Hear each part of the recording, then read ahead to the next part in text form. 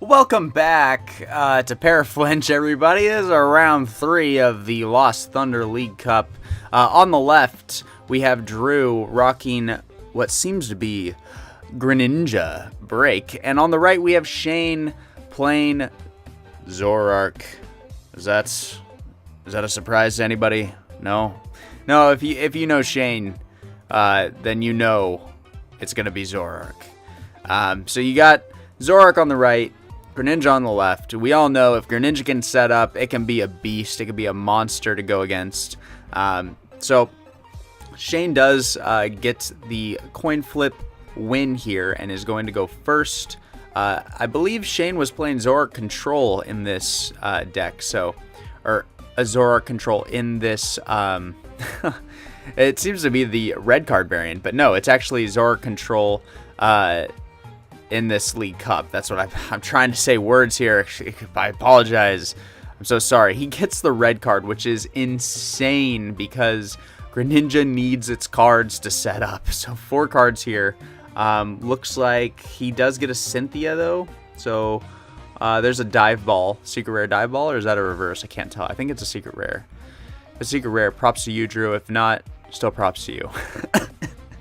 Anyways, gets the dive ball here. Gonna get his insurance and get another Froakie down. Actually, I'm not too sure what's in the active there. Sorry, guys. We got a Cynthia here, and he's just gonna try and get a water energy. Maybe we see a bubble flip. But yeah, well, let's see what happens. He really doesn't want to. He wants to see water energy and no Frogadiers in hand. Looks like there's 2 splash energy there and an N as well. Or he does want to see a Frogadier. He's going to play down a Silent Lab, which is cool. Looks like he's just going to pass, not going to bother attaching a splash energy here. I'm not sure what tool was just attached to that Oranguru. Not entirely sure there. It doesn't look like Shane's got much in his hand. Maybe he does, I just can't really tell. It's going to go with Field Blower onto... Oh, it was a weakness policy. Field Blower onto that Silent Lab. He's going to Guzma the Froakie there. We can actually see what's on his bench. Looks like he's going to Shaman for a couple cards. Still nothing yet. I can't see with Drew's hands in the way. I think it's another Froakie, though. I think that's 2 Froakies. Oh, no, it's a Staryu. Okay. So Shane wanted to get that knockout on that Froakie for sure, and he misses, and that's huge here. Absolutely huge. Looks like an N is going to happen.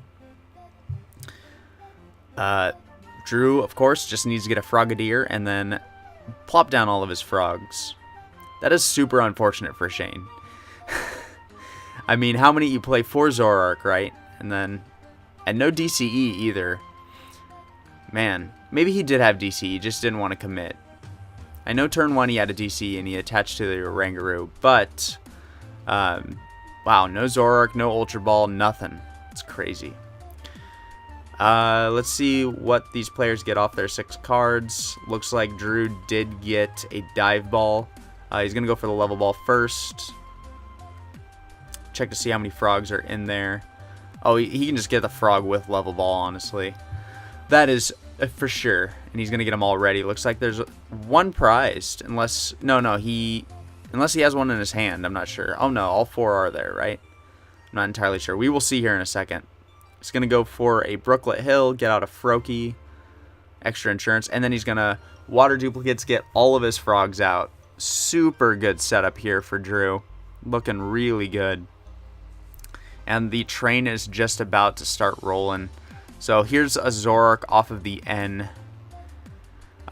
Worthy to note, Drew does have a splash energy on that Frogadier, so he will get the pieces back after this knockout happens. But Shane really just needs to start getting knockouts here, or he needs to just start denying energy, which that's what ZoroControl does. He can probably find an Enhanced Hammer or maybe a Faba, get rid of the splash energy, and then, yeah, so it looks like an Unknown Hand and a Bridget was discarded. He's going to grab Tapu Lele for a Chorus, so full 10 here. huge value out of the Colress. Absolute bonkers. It's the best you can get without a Sky Field for sure. Let's see what Shane hits. He needs to get a DCE here. Maybe get an Enhance Hammer.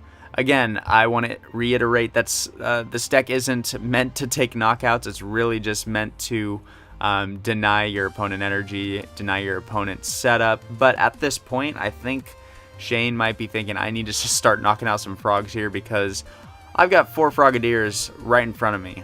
The best play I think Shane could probably do here is get an Enhance Hammer, since he already used his supportive return. Faba is not an option, or Zerosic. So getting an Enhance Hammer, knocking out this Frogadier so he doesn't have immediate access to this frog after the knockout would be really great. Does he have a DCE in hand to even attack as well? I don't know if I see anything. Here comes a Battle Compressor here. If Shane misses a knockout or something here, or just energy denial, this is going to be rough. This is going to be a rough matchup. But you can see how scary it is to play frogs. Drew had 1 Froakie and 1 Staryu, and just because Shane missed one of his 4 Zoroarks and a DCE for the knockout, this game would be looking entirely different for sure. So both trades have been used, as indicated by the tilt that Shane has provided so kindly for us. Looks like he's going to discard a Girafarig with the Battle Compressor. And that seems to be everything. I'm not sure if there was any other targets, but for sure we know that the Girafarig was chosen as a target. Let's see what happens here. Does Shane have the DCE or an Enhance Hammer or something? Oh, I do see a DCE, so we should see a knockout perhaps. Yep, there's the DCE attachment. Do we see an Enhance Hammer? We see a Ritus Beating for the knockout, 1 prize. Drew gets the frogs back. He's going to plop down a Greninja. He's going to plop down a Splash Energy. There goes the Frogadier. Brooklet Hill. Let's see. Looks like a Froakie is coming down onto the bench, of course. And what is that? I can't tell what that is. I think it's a Dive Ball. I'm not entirely sure. Oh, no. It was an Evo Soda. Of course, Sycamore here. Fresh 7 cards. We might see a Shadow Stitch in here. I definitely could see that. There's a Muscle Band, so Muscle Band is going to come down. So we could see a nice Shadow Stitching for 60, and that is what Drew's going to opt to do. Not a bad play whatsoever. So no trades, no Wonder Tag, but Shane does have a big hand here. He must have like Versus Seeker or something. He's going to retreat, looks like, into the Oranguru. Looks like this is a turn for him to start doing some ZoroControl things, as it is once were said. Okay, Crushing Hammer. See if it's a heads. Looks like it was a tails because I don't see anything. Or no, it wasn't. I guess that wasn't a valid flip because it just stopped on the GX counter or something like that. It just didn't roll at all. So he flipped it again. It seems to be a tails because that Splash Energy would be gone. Let's go ahead and see. Looks like an Ultra Ball is about to occur. Gets rid of Trick Shovel, that looks like to be, and a Tapu Lele. I'm not too sure what that back card is. Could be a Choice Band. Not entirely sure. It's a little blurry on my end here. Looks like you're gonna go for an N. Oh, it was for a Garbodor. Okay, so he got the Garbotoxin Garbodor off the Ultra Ball and plopped it down over that Ditto, I think. And then we're gonna see an N here. So he's ending himself down to 5 cards, and Drew gets 6. Drew doesn't mind the Oranguru play here because it just means he gets to set up more Greninja Break, right? This Greninja's not going to be knocked out. So it's possible we will see 2 Greninja Break come up, and then 2 Giant Water Shurikens take out this Oranguru, right? Or even a Shaman, honestly. So yeah, we're going to see a, what's it call it? Resource management.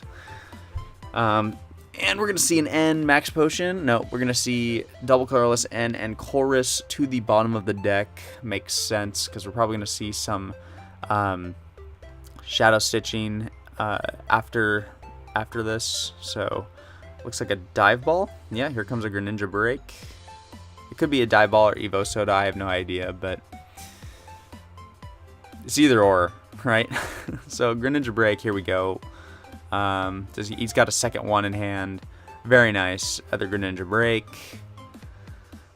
So he still has access to Starmie as well. I don't know if it was in the deck or is it in his hand. He's got an Evo Soda, so 60 damage is going to go onto the Garbotoxic Garbodor, which is super good play by Drew. He knows that is the major threat. He's going to retreat into the other Greninja Break and use his other Giant Water Shuriken to take out the knockout on that Garbodor.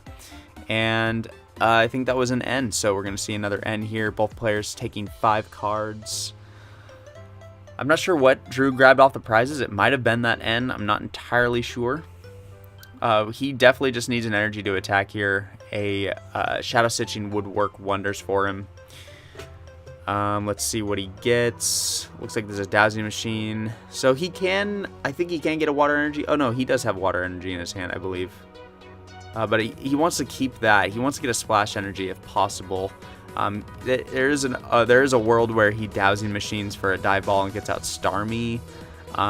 Though it's not necessary at this moment in time. I saw another Draw Supporter in his hand, so he's fine there.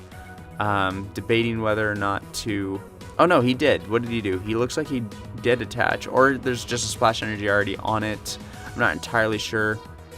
So he Fabas away a Splash Energy. Good play. But I think that was a Shadow Stitching. We're going to see a Bursting Balloon go onto this Oranguru, and we're going to see a Resource Management. Looks like a Max Potion. He's also eyeing down Faba. Looks like Crushing Hammer as well as a target that he is considering. Yep, Crushing Hammer. And I wouldn't be surprised if it was Faba, because he already grabbed back his...